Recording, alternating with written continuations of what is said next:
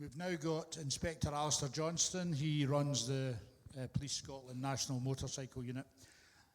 I also was a police officer back in the day, and I have never met an officer who does more than this guy, night and day, all over the country, up and down, and he's here tonight voluntarily to give us the benefit of some of his wisdom, and he's paying a monetary fine for being late.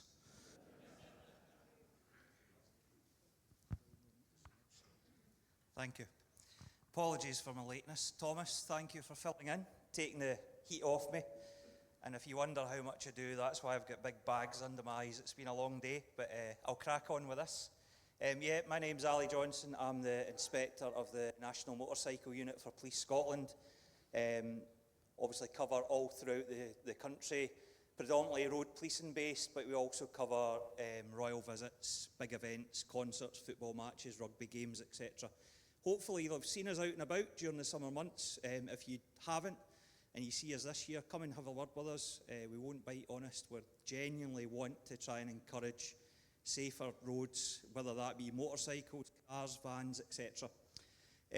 Just a wee sort of warning about my presentation. There might be some people in the audience who have been affected by motorcycle fatalities. Totally understand that. So obviously just a wee warning. There are some pictures. I will talk about fatalities. I actually got emotional on Monday night in the presentation we did, so it impacts everybody, motorcycle fatalities. So what are we going to talk about tonight?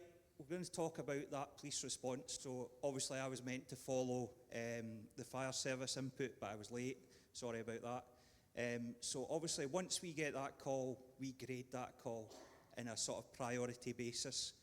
So if it was a motorcycle fatality or a serious injury, it would be a grade 1 call, which then means we are authorised to utilise our exemptions to get there quickly, but as safely as possible, basically.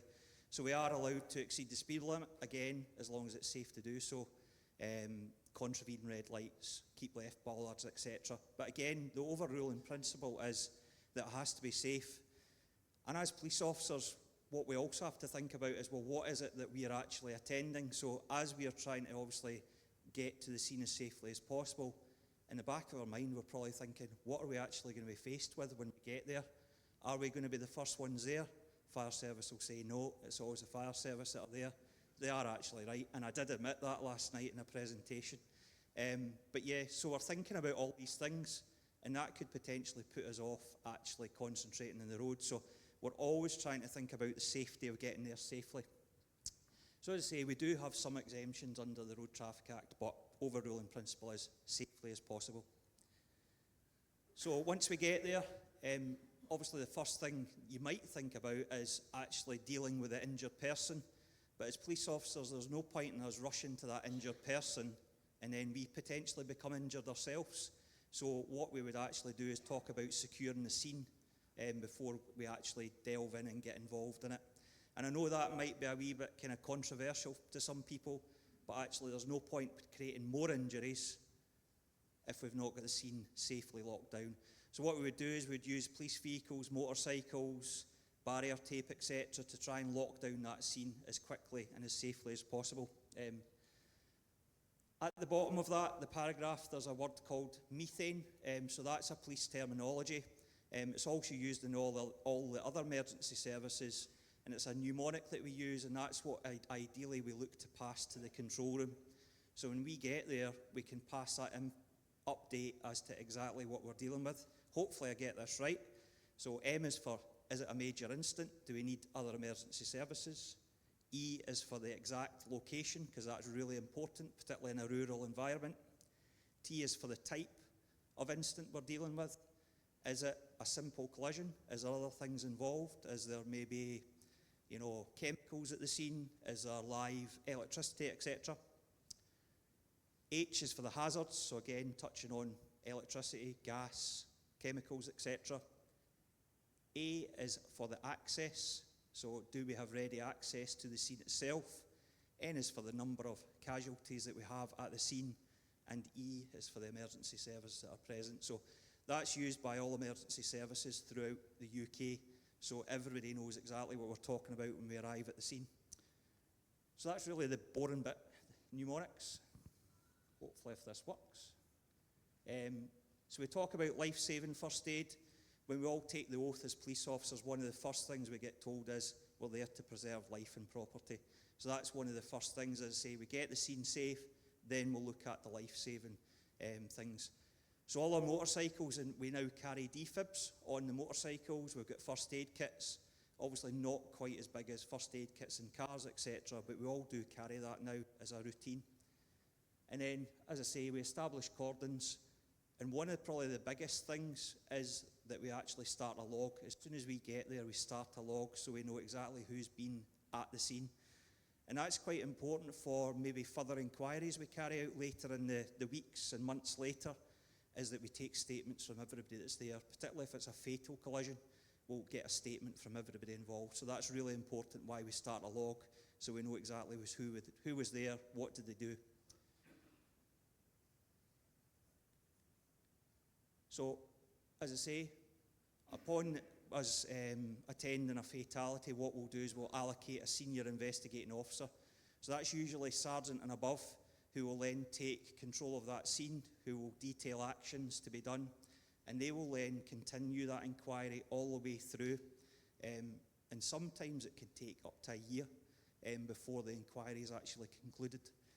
So it's a really long process, but we need to get it right for the families, because if we don't get it right, A, it's not good for the families, but B, it doesn't look on it good for us either. So sometimes it can be quite a lengthy, drawn-out process. Obviously, there's multi-agency work that we do. Hopefully from Stevie's presentation earlier, talked about the Scottish Fire Rescue Service, ambulance service. I got asked last night who would be first on the scene, and I was just honest, probably not road policing. We have very few road policing bases throughout Scotland. We used to have loads and loads and loads, but what we've tried to do is sort of merge them all together to build bigger hubs. So I'm not going to run through the list of bases that we have, but you know, in the north of Scotland, we only have Dingwall as a road traffic hub. So you know, if you're up in Caithness or Thurso, your road policing car is coming from Dingwall. It's about a 2-hour drive. So yeah, we do a lot of multi-agency work. So we'll seize the vehicles at the time. They'll go back to a contractor's yard, and we'll keep those vehicles until we've done every single bit of inquiry we can with those vehicles, and eventually the vehicles will then be released back to the families involved. Statements, as I mentioned, we take statements from everybody involved. And then quite a topical one, I get asked this fairly recently about dash cams. Why do we seize dash cams? So that's the best evidence that we can get, because it gives us a physical account of what happened at the scene itself. But what I would say is we don't seize dash cams just randomly. So, you know, if it's a very, very minor offence, we wouldn't look at seizing your dash cam, because we totally appreciate you've paid a lot of money to have that dash cam. So why would we seize it and take it off you? So what I would say is we only do it in very serious circumstances to seize the dash cam. So the actual human element of policing, this is where I get a bit emotional. So as police officers, probably one of the most difficult jobs we do is actually go to a family's address to deliver that news. I'm sorry, but somebody has been killed in an accident. And I say it's probably one of the most taxing things you can do as a police officer, and it stays with you for, well, not just the rest of your career, but actually the rest of your life. And there's certain little trigger points that you'll remember for every single one. So I suppose what I'm just trying to get across is the actual, we have collisions, but they're so far wide-reaching.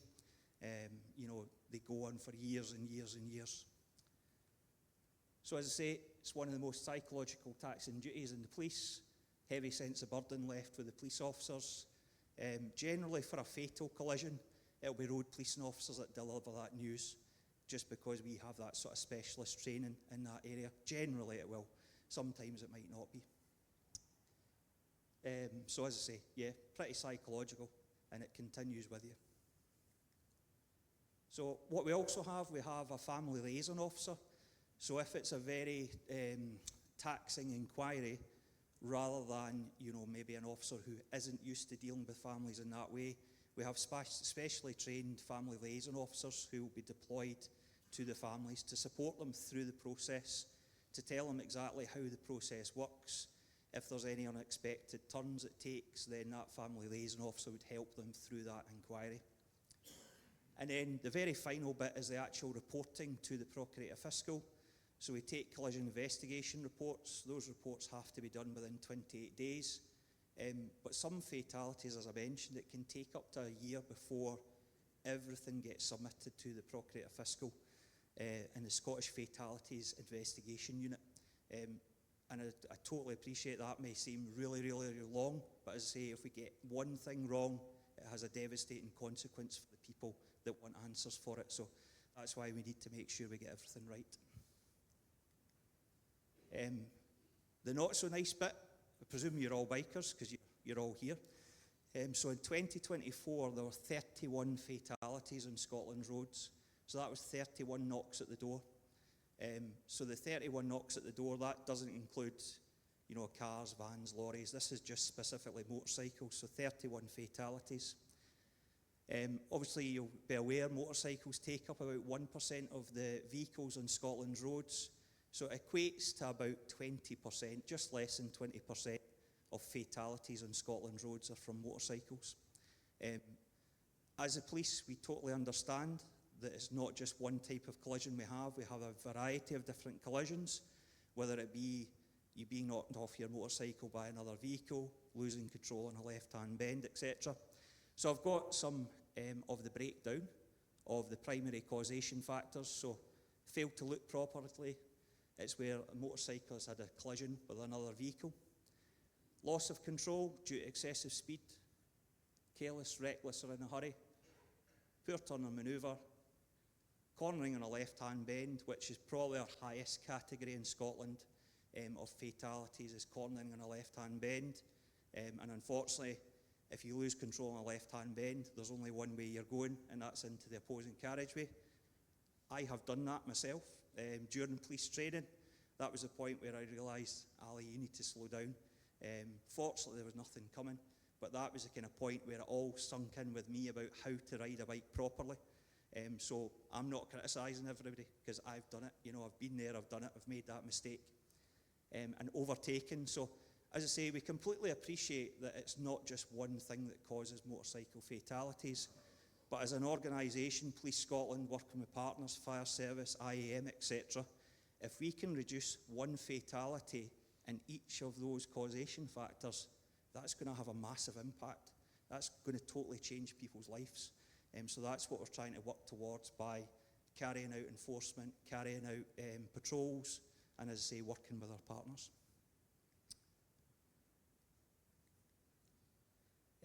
So I've got some slides. It's of a fatal motorcycle collision.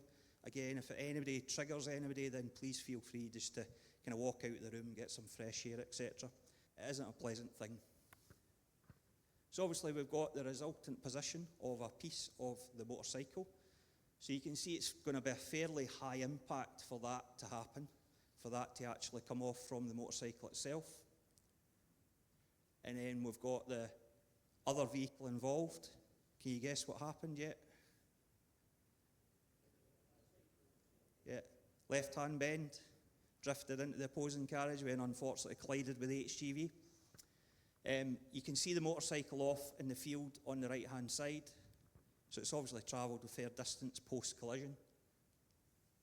And as I say, there's the motorcycle itself. It's been uprighted post-collision. But just to give you an idea of, collision investigation, we spoke about specialist collision investigators going to the scene. So you can see various markers they've put in the field, the blue and the yellow markers. So that's maybe things of interest to them as part of the inquiry. So they will then measure where they are, photograph them, and then they'll complete a detailed report within 28 days. You can also see in the top right of the picture, there's sheep.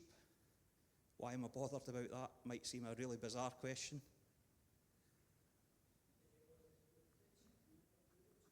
Possibly. What sheep do? Disturb it? Yeah, absolutely. Whoever said that, thank you. So they could potentially disturb any evidence at the scene. So that's where it's like, you turn up to these things and you think, right, I've got this all sorted, and then you think, oh, what if one of those sheep comes along and moves the bit of the fairing or whatever it is? So we would be looking for the farmer to try and help us out in that situation and maybe can enclose the sheep in so they don't disturb any of the evidence. So, as I say, not a very nice thing to talk about, but unfortunately it's a sad reality on the roads in Scotland just now. So in terms of ourselves, I spoke about the impact it has as police officers. We do have a couple of things that we can use. And what I would say is we were pretty bad at looking after our own officers for quite a while. We're getting a lot better at it with Jenny and La, but we're probably still a way off. So we've got a thing called TRIM, which is Trauma Risk Incident Management, and that's after every traumatic incident, officers can be referred for TRIM. It does then take a couple of days for that to sort of action out, for it to happen. So what we're now trying to do within road policing, because we predominantly deal with the most traumatic incidents throughout the year, is we're trying to carry out hot debriefs, and that's where at the end of every traumatic incident we'll have a hot debrief. What went well, what didn't go so well, what learning can we provide. So we are getting better at it, but it is genuinely about trying to support everybody. It's about talking about it after the time, rather than bottling it up and then 30 years later, all of a sudden it catches up with you. It's about trying to talk together, trying to kind of resolve things. So how can we try and prevent motorcycle fatalities? I've spoken about some of the causation factors. Has anybody in the room done the rider refinement scheme? Few? Good. Okay. Bike safe? Yeah, few again. So 2026 rider refinement is going to continue. It took us a wee bit of time to work out what we were doing, which direction we were going, but we've still got rider refinement. So in 2026, rider refinement will continue, and it's still in partnership with the IAM and Transport Scotland.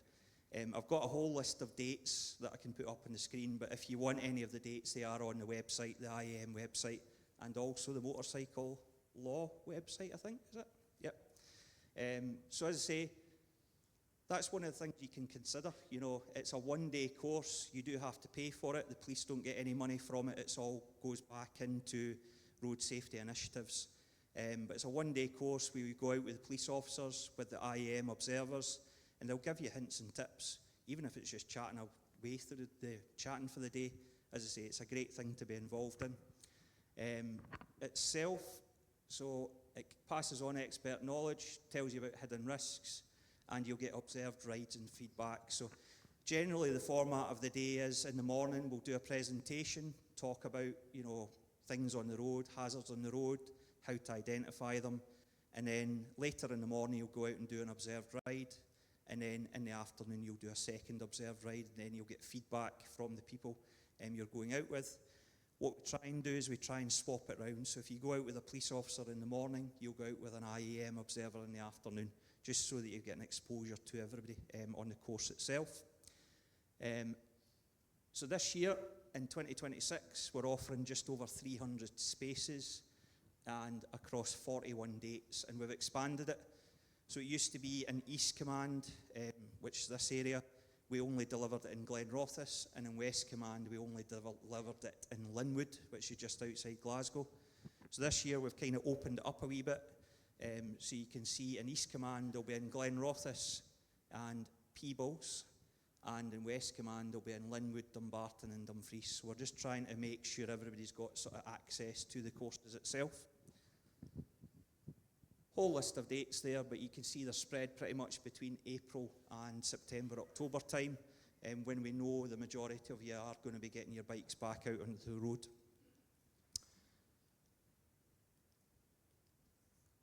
So why does this matter? As I say, we've obviously spoken about the fatalities on Scotland's road, the number, the causation factors, and what we do know is from 2025 is that males aged 46 to 55, often riding powerful motorcycles, are the most likely to be involved in a motorcycle fatality. Sorry if you're in that bracket. I'm in that bracket too, hence why I drove in a car here.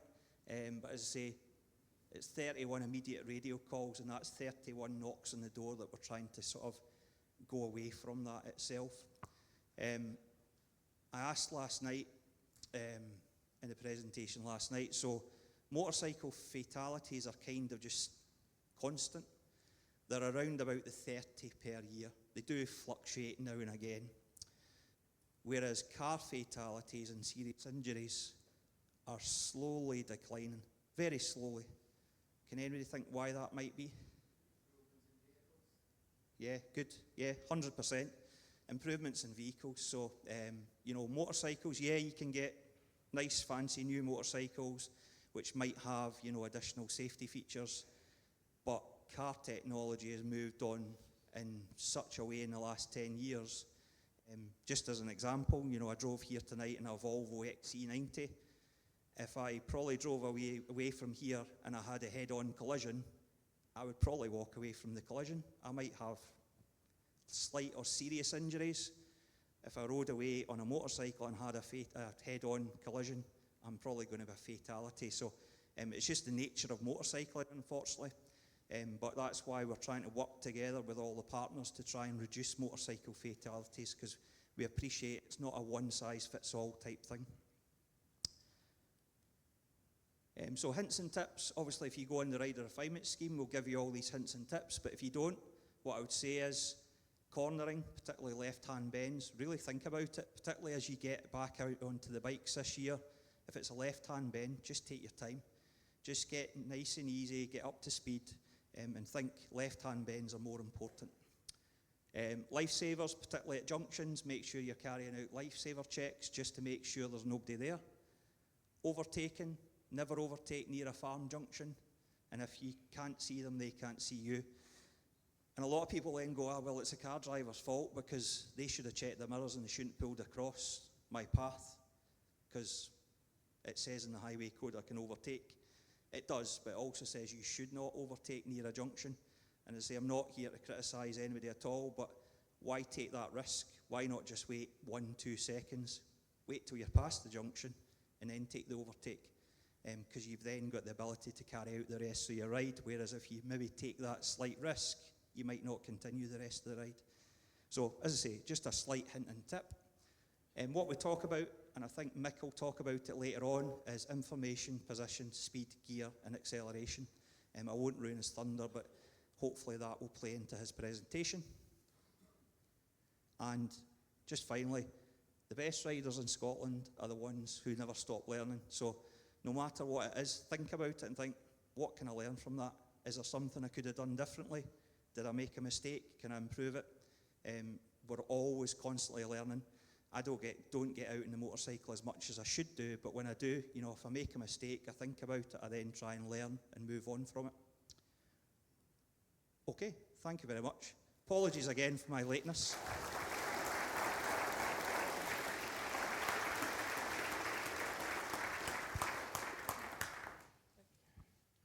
Thanks, Ali.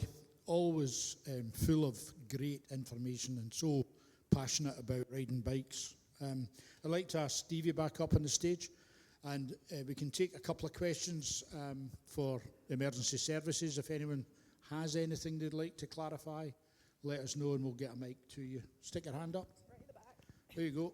Quick. I'm coming. Quicker. That's our Ros. There we go. Right.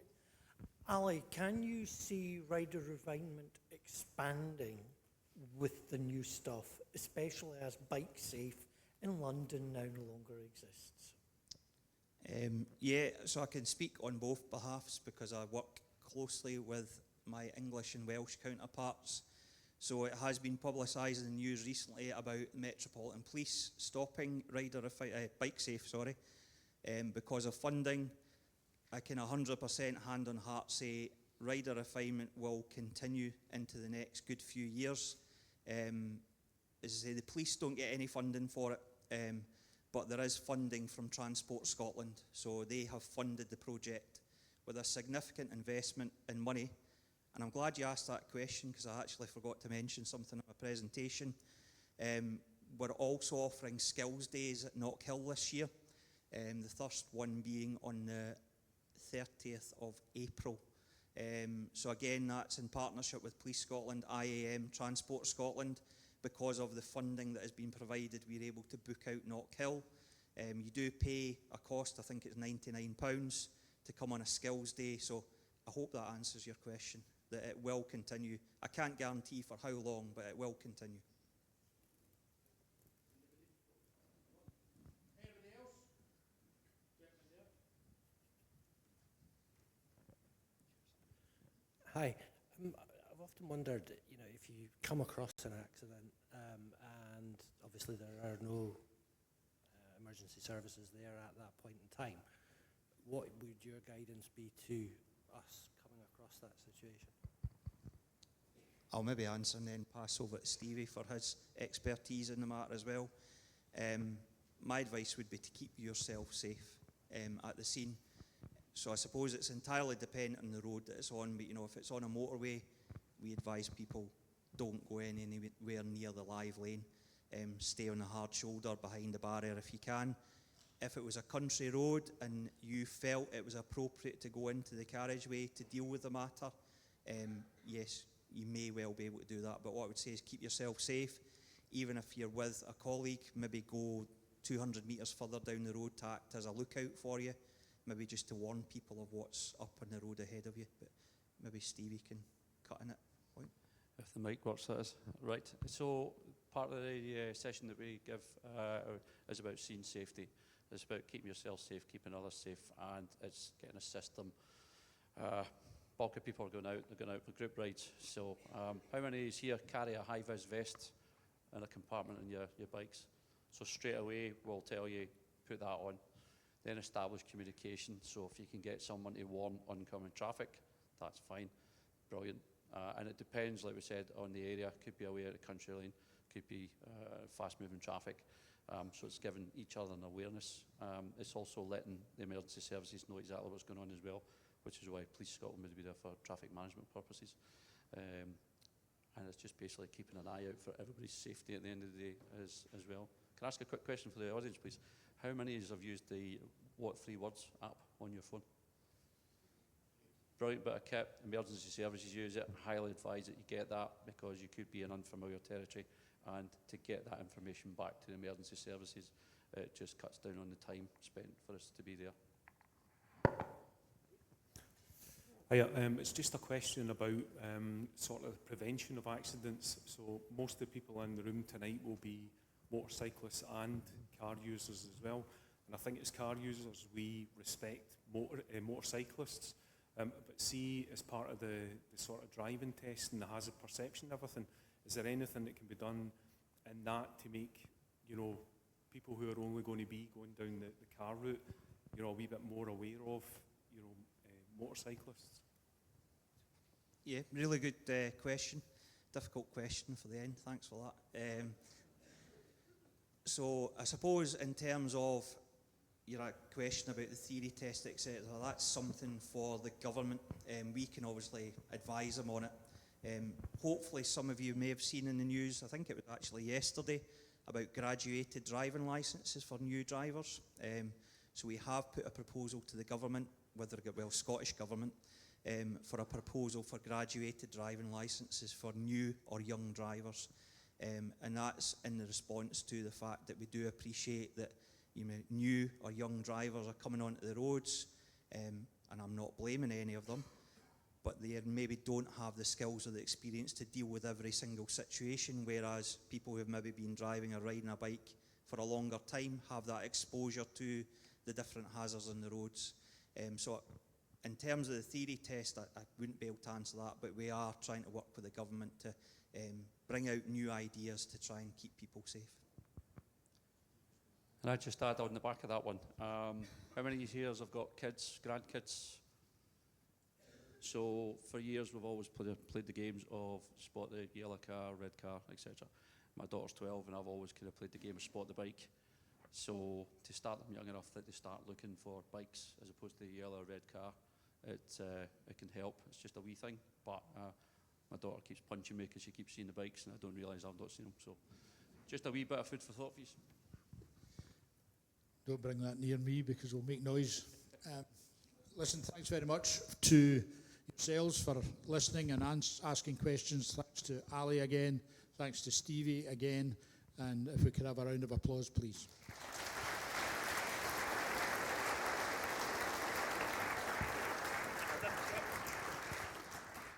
I should also say thanks to Roz for running around for us. Thanks, Roz.